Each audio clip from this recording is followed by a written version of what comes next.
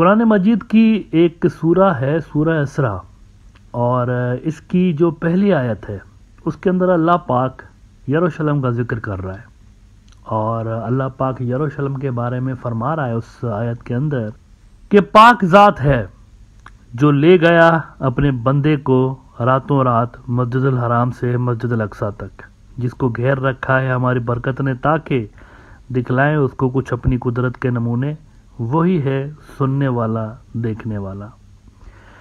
رسول اللہ صلی اللہ علیہ وسلم کے معراج کا ذکر ہو رہا ہے کہ مکہ مکرمہ میں جو مسجد الحرام ہے وہاں سے یہ یروشلم میں جو مسجد الاقصیٰ کا علاقہ ہے حضور صلی اللہ علیہ وسلم وہاں تک گئے، اس کا ذکر ہو رہا ہے۔ لیکن اسی سورہ کی ایک آیت ہے، آیت نمبر 104۔ اب صدیوں تک، کیونکہ قرآن پاک کو تو نازل ہوئے 1400 سال ہو گئے، صدیوں تک یہ جو آیت تھی یہ مسلم اسکالرز کو اٹریکٹ کرتی رہی۔ مسلمان اس پہ بڑا، اسکالرز جو تھے بڑا غور کرتے تھے، کیونکہ اس آیت کے اندر ایک سیکرٹ تھا، ایک راز تھا، کچھ تھا اس کے اندر جو کہ غور طلب تھا، اور اس پہ غور ہوتا رہا۔ اور پھر وہ جو سیکرٹ تھا، وہ جو راز تھا اس آیت کا، وہ 1948 میں کھلا۔ یعنی یہ آیت جس طرف اشارہ کر رہی تھی وہ جو واقعہ ہوا وہ 1948 میں ہوا۔ سورہ اسراء کی آیت نمبر 104 میں اللہ پاک فرماتا ہے کہ and we said there after, یہ یہودیوں کے بارے میں آیت نازل ہوئی۔ اللہ پاک فرماتا ہے کہ and we said there after to the children of Israel dwell securely in the land of promise but when the second of the warnings came to pass we gathered you together in a mingled crowd. جب وہ وعدہ آئے گا تو ہم تمہیں مخلوط بھیڑ کی شکل میں بلا لیں گے۔ اب مخلوط بھیڑ کا مطلب ہوتا ہے دنیا کے مختلف حصوں سے اگر آپ اکٹھے کریں تو وہ مخلوط بھیڑ ہو جاتی ہے۔ آج کا اسرائیل ایگزیکٹلی ایسا ہی ہے۔ آج کے اسرائیل کے اندر بھانمتی کا کنبہ ہے، مختلف علاقوں سے، کوئی انڈیا سے آیا ہوا یہودی ہے، کوئی پولینڈ کا یہودی ہے، کوئی برطانیہ کا یہودی ہے، کوئی افریقہ کے اندر رہنے، دنیا کے مختلف حصوں سے 1948 میں یہاں پر یہودی آ گئے۔ ناظرین، یہ آیت حیران کن اس وجہ سے بھی ہے کیونکہ 2000 سال کے بعد یہ پہلی مرتبہ ہوا۔ یعنی اس کو آپ ایک طرح سے پیش گوئی بھی کہہ سکتے ہیں، پریڈکشن بھی کہہ سکتے ہیں قرآن پاک کے اندر، جو کہ پوری ہوئی۔ اور یہ جو یہودیوں کا بھٹکنا تھا 2000 سال سے لے کے، کہ وہ ایک قوم تو تھے لیکن ان کے پاس کوئی ملک نہیں تھا، اور یہ جو ان کا بھٹکنا تھا یہ 1948 میں مختصر طور پر ہی صحیح لیکن ایک طرح سے اپنے اختتام کو پہنچا، اور وہ دنیا کے مختلف حصوں سے آ کے اور یہاں پر آباد ہوئے۔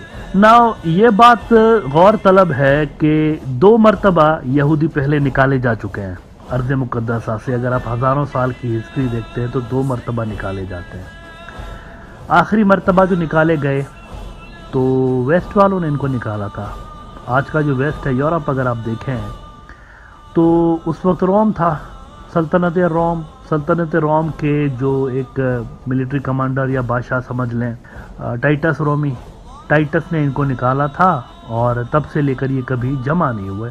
لیکن اس کو دوبارہ واپس لانے میں بھی روم والوں نے کردار ادا کیا۔ آج کا روم یورپ ہے اور ویسٹ والے، تو انہوں نے دوبارہ ان کو واپس بسانے میں بھی 2000 سال کے بعد کردار ادا کیا۔ البتہ یہ بات یاد رکھیں کہ دونوں مرتبہ یہ جب یہاں سے گئے ہیں تو اپنی شرارتوں کی وجہ سے گئے ہیں۔ مطلب پہلی مرتبہ جب ان کے اوپر ایک عذاب کا کوڑا پڑا اور ان کو نکالا گیا یروشلم سے، تو پھر یہ کئی سو سال کے بعد دوبارہ واپس آئے۔ دوبارہ بھی جب ان کو نکالا گیا تو اصل میں انہوں نے تکذیب کی تھی ایک نبی کی، حضرت عیسیٰ علیہ السلام کی، اور اس سے پہلے بھی کئی نبیوں کی، تو ان کو پھر ایک اور عذاب کا کوڑا جو ہے وہ پڑتا ہے، اور یہ 2000 سال تک بھٹکتے رہے۔ اب یہ تیسری مرتبہ جب آئے ہیں تب بھی آپ دیکھیں کہ 1948 سے لے کے آج تک اگر ہم دیکھتے ہیں تو حیرت انگیز طور پر ارض مقدسہ میں کبھی شانتی نہیں رہی۔ ارض مقدسہ جو ہے نا وہ ایک پیسفل قسم کی زمین یہاں پہ تھی، سینکڑوں سال تک یہاں پر پرامن ماحول رہا۔ یہاں پر نہ کوئی جنگیں، صلیبی جنگوں کے بعد تو کوئی جنگ یہاں پر نہیں ہوئی، یہاں پہ کوئی رائٹس نہیں ہوتے تھے، یہاں پر کچھ بھی نہیں ہوتا تھا۔ ایک پیسفل دھارمک مقام تھا جہاں پر یہودی برادری بھی آتی تھی، جہاں پر عیسائی برادری کے لوگ، مسلمان برادری کے لوگ، ساروں کا مقدس ہے نا، تو سارے یہاں پر آتے تھے۔ البتہ 1948 سے حیرت انگیز طور پر صورتحال تبدیل ہوئی ہے، اور آئے دن مار کٹائی اور لڑائی جھگڑے جو ہے وہ یہاں پر شروع ہو گئے، اور اس کے اندر وقت کے ساتھ ساتھ انٹینسٹی آتی جا رہی ہے. یہ ایک الگ بات ہے، انٹینسٹی آپ کو فیل ہو رہی ہے. اب جیسے جیسے یہ جو مار کٹائی اپنے پیک پر پہنچ رہی ہے تو عالمی حالات بھی اگر آپ ساتھ ساتھ دیکھیں تو تبدیل ہوتے چلے جا رہے ہیں. ایک وقت تھا، آج سے اگر آپ 60-70 سال پہلے دیکھتے ہیں، جب اسرائیل کا قیام وجود میں آیا تو دنیا میں ایک بلاک ایمرج ہوا جو کہ وکٹوریس بلاک تھا ورلڈ وار 2 کا. اس کے اندر سپلٹ پیدا ہوئی اور اسرائیل جو تھا امریکہ کے کیمپ میں چلا گیا، لیکن پھر وہ کیمپ وکٹوریس ہوئی سوویت یونین کے خلاف وار کے اندر. پھر یونیلیٹرل سپر پاور بنی، اس کے چپر چھاؤں کے نیچے اسرائیل آج تک رہا. لیکن وہ یونیلیٹرل سپر پاور والا جو سٹیٹس ہے وہ شیٹر ہوا. ریسنٹ ایئرز میں ہم نے دیکھا وہ شیٹرڈ ہوا، اور اب اس کو چیلنج کرنے والی فورسز جو ہیں وہ کریٹ ہو گئی ہیں. اور یہ اسرائیل کے لیے سب سے بڑا اس وقت اگر آپ آج کا خطرہ دیکھیں تو یہ ہے کہ سپر پاور نہ یہاں پر جو ہے وہ کود پڑے. کیونکہ یہ جو الائیڈ فورسز ہوتی ہے نا، ورلڈ وار 2 کے اندر بھی ہم نے دیکھا الائیڈ فورسز کا کوئی بہت بڑا کوئی گیم چینجر قسم کا رول نہیں ہوتا. مین جو رول پلے کرتی ہے نا بڑی پاورز کرتی ہے. It's a game of major powers only. Allied forces ایسے ہی سپورٹنگ رول پلے کرتی ہیں، جسٹ وہ گیم کو مکمل طور پر بدلنے کی صلاحیت نہیں رکھتی اپنے آپ میں. تو اصل جو گیم کو بدلنے کی صلاحیت ہے وہ اصل میں ان کی ہوتی ہے، میجر پاورز کی. اگر آپ یوکرائن کے اندر بھی دیکھیں تو میجر پاورز گیم کو ادھر ادھر کرنے کی صلاحیت رکھ رہی ہیں. الائیڈ فورسز کیا کر رہی ہے؟ پولینڈ نے کیا کر لیا، اسی طرح جرمنی، فرانس، انہوں نے کیا کر لیا؟ ان کی سپورٹ سے کیا کوئی بہت بڑا کوئی امپیکٹ پڑا؟ نہیں. امریکہ کی سپورٹ ہے اصل میں جو کہ میجر پاور ہے. They are calling the shots, and Chinese اور یہ جو رشینز ہیں. اب یہاں پر بھی کچھ ایسا ہی ہوا ہے. یہاں پر اگر آپ دیکھیں تو جو دوسرا گروپ ہے امریکہ کے علاوہ، ان کی انٹرسٹ فلسطین کے مسئلے میں بڑھتی چلی جا رہی ہے. چائنیز بیانات دے رہے ہیں، اسرائیل کے منع کرنے کے باوجود چائنیز نے یونائٹڈ نیشنز کے تھرو ایڈ بھیجنے کا اعلان کر رکھا ہے. ان کی جو وارننگز تھی ان کو ڈیفائی کیا ایک طرح سے چائنیز نے.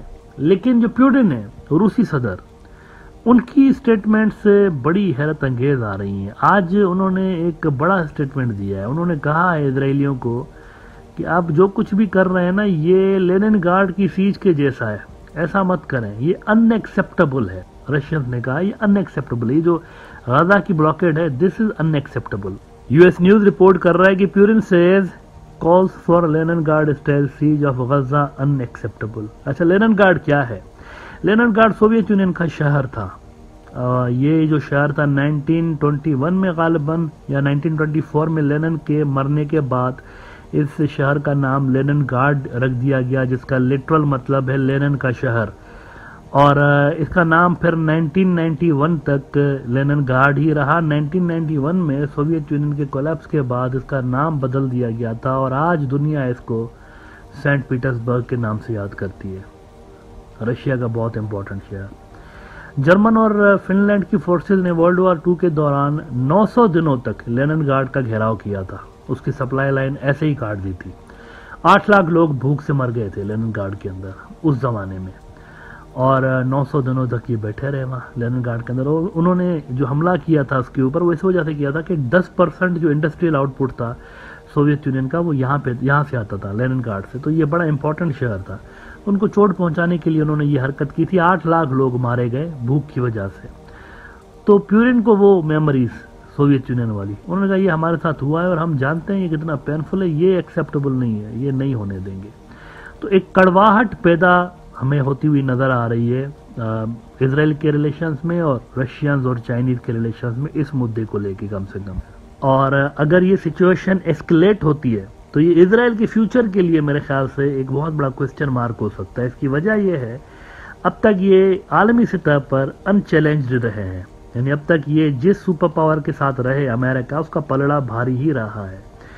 یہ 1948 کے بعد پہلی مرتبہ ہو رہا ہے کہ ایک تو مکمل طور پر ایک بڑی فورس کے ساتھ امریکہ کا سامنا ہے. مطلب پہلے بھی تھا سوویت یونین کے ساتھ، لیکن سوویتس ان کو ڈائریکٹ چیلنج نہیں کر رہے تھے اسرائیل کو. ان کا معاملہ سیریا کے اندر تھا، ان کا معاملہ ایجپٹ کے اندر تھا، یہاں پہ نہیں تھا. جبکہ آن گوئنگ جو دنیا کا اگر آپ سیناریو دیکھیں، جیو پولیٹیکل سیناریو، تو اس میں فلسطین کا ایشو، اس میں انٹرسٹڈ آپ کو چائنا نظر آتا ہے. اسٹریٹجک پارٹنر ہے فلسطین چائنا کا، ایسے تو دھپڑ دوس نہیں ہونے دے سکتے نا اس کو. اور رشیا کی انٹرسٹ اس میں دن بدن آپ کو بڑھتی ہوئی نظر آ رہی ہے، اور کھٹائی ہمیں کچھ رشیا اسرائیل ٹائز کے اندر نظر آ رہی ہے۔ اسرائیل کی جو ڈائریکٹ وار چھڑنے کے امکانات پیدا ہو چکے ہیں، وہ ساری انہی فورسز کے ساتھ ہو رہے ہیں جو کہ رشیا اور چائنا کے کلیدی پارٹنرز ہیں ریجن کے اندر۔ 25 سال کا $400 بلین کا معاہدہ چائنا نے ایران کے ساتھ کیا ہوا ہے، جس کے ساتھ ان کے وار چھڑنے کے امکانات ہیں، یا کم سے کم ان کی پروکسی کے ساتھ۔ اور حزب اللہ والے جو ہیں وہ ڈائریکٹلی پارٹنر ہیں سیریا کے اندر بشار الاسد کے اور رشینز کے۔ تو یہاں پہ ایک پوٹینشل کلیش ہمیں نظر آ رہا ہے رشینز اور اسرائیلیوں کے درمیان۔ اگر یہ جنگ ایسکلیٹ ہوتی ہے تو اس میں کہیں نہ کہیں آگے چل کر پیوٹن کو بھی رول پلے کرنا پڑ سکتا ہے، اور یہ پھر میرے خیال سے اسرائیل کے لیے کافی مشکل ہوگا۔